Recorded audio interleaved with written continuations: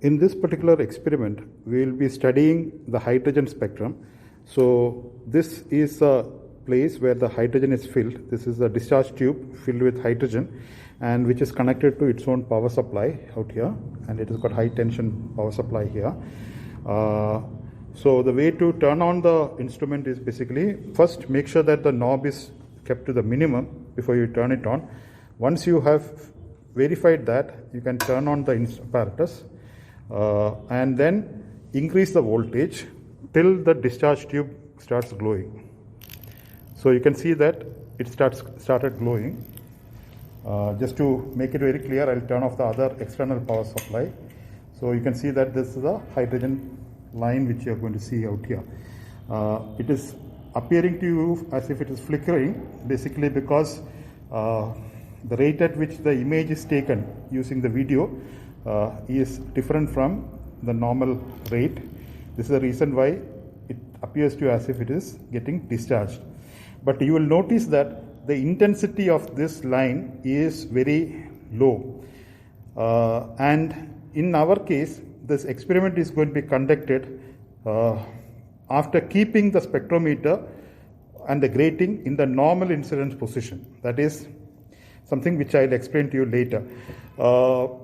So this source itself is difficult to be used for setting the spectrometer for normal incidence. Hence, I have decided to use an ordinary table lamp as the source to set the spectrometer in the normal incidence.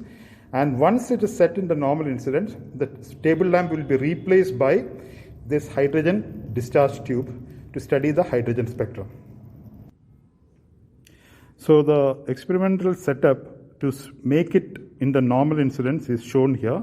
I'll be later covering this portion with the black cloth so that stray light is cut off. Otherwise, the source is here, the table lamp.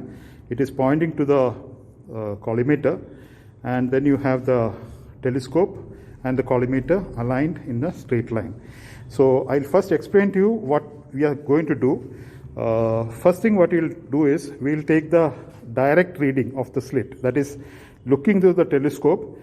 When the crosswire is on the collimator slit, you will take the reading. I'll teach you how to take the reading later. After taking the reading, what we do is we turn the telescope through an angle of 90 degrees. Okay. So you will have to add or subtract 90 degrees to the direct reading and turn the telescope to that particular position. So the telescope comes something like this. Okay. Now let me just show you first, and then we will see the effect. So I'll turn off the lights. So I have kept the spectrometer telescope at 90 degrees with the direct reading position. Now what you have to do is look through the telescope and then rotate the prism table.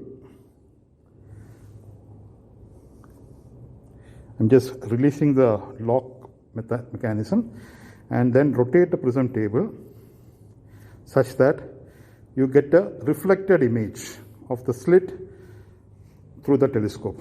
So light is coming in this direction, hitting the grating, and after hitting the grating, it is coming through the telescope, giving you the reflected image. So under this situation, what is going to happen is basically, if you imagine a normal to the grating, this angle will be 45 degrees and this angle will be also equal to 45 degrees because angle of incidence should be equal to angle of reflection.